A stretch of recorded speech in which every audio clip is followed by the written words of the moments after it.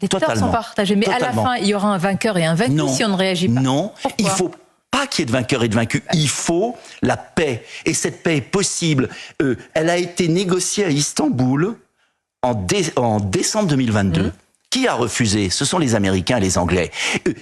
Jacques Chirac, Dominique de Villepin avaient proposé que l'Ukraine soit une zone démilitarisée, neutre, que l'OTAN n'avance pas. Dès 2014, l'OTAN a avancé. L'Ukraine a bombardé le Donbass. Poutine a agressé l'Ukraine. Les torts sont partagés. Oui. Soit on fait la paix, mais c'est quoi soit on fait la paix. Allons plus loin. La paix, c'est s'asseoir autour d'une table, ce sont des négociations, c'est donc acter de concessions territoriales d'une perte de souveraineté. Est-ce que vous, à la tête d'un pays...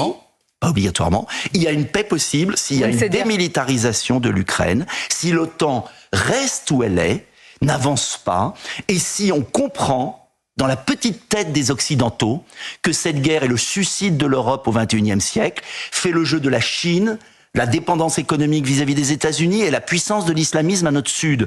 Si on ne comprend pas qu'il y a des priorités, des choix à faire, eh bien, l'Europe sortira de l'histoire. Vous dites si l'Europe est en train de sortir de l'histoire par un conflit absurde. Mais vous dites si l'OTAN n'avance pas. Oui, l'OTAN doit s'arrêter. Bien. Et quelle garantie vous avez que Poutine n'avance pas? Mais Poutine est incapable d'avancer physiquement. Il n'y a pas d'impérialisme, il n'y a pas d'expansionnisme belliqueux. Vous pouvez garantir ce matin qu'il n'irait pas plus loin, Pologne, Pays-Bas? Pas pour une raison de volonté. Il en a peut-être envie.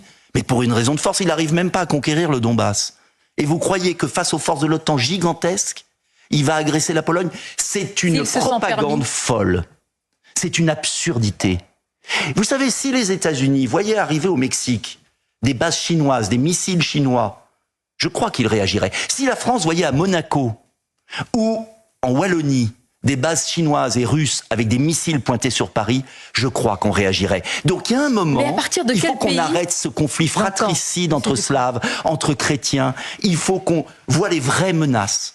Et je suis stupéfait de l'absence de vision historique de nos dirigeants. Ça me fait de la peine pour l'Europe.